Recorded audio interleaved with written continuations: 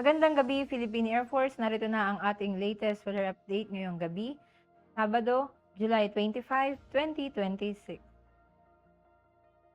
At para sa ating synoptic situation, ang minomonitor natin na si Typhoon Kiyapo ay muling namataan sa layong 560 km west of Itbayat, Batanes.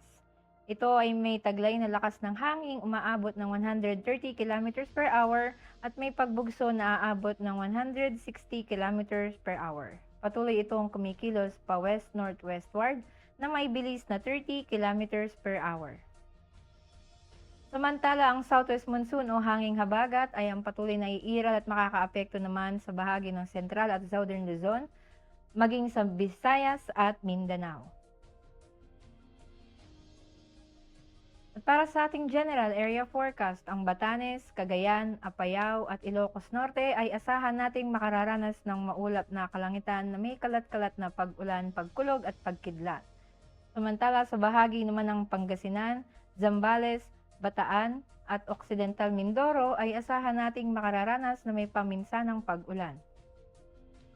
Dito naman sa Metro Manila at nalalabing bahagi ng Luzon, Visayas, Zamboanga Peninsula, Bar-MM, Northern Mindanao at Caraga ay asahan nating makararanas ng maulap na kalangitan na may kalat-kalat na pag-ulan, pagkulog at pagkidlat. Sa nalalabing bahagi naman ng Mindanao ay asahan nating makararanas ng bahagyang maulap hanggang sa maulap na kalangitan na may pulu-pulong pag-ulan, pagkulog at pagkidlat. Para naman sa 3-day forecast, over Metro Manila sa darating na Lunes ay asahan nating makararanas ng maulap na kalangitan na may kalat-kalat na pag-ulan, pagkulog at pagkidlat.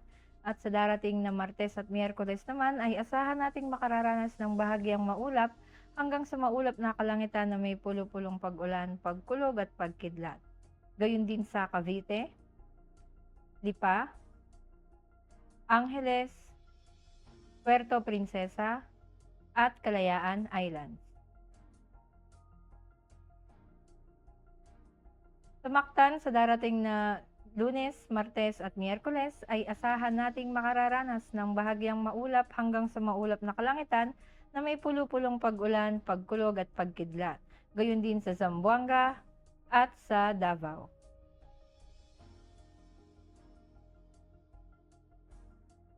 Ang araw ay lulubog mamayang 6:28 p.m. at sisikat bukas ng 05:38 a.m.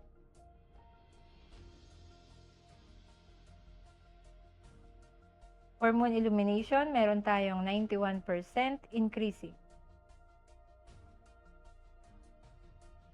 At para manatiling updated sa lagay at taya ng panahon, i-follow ang Air Force Weather Center social media account.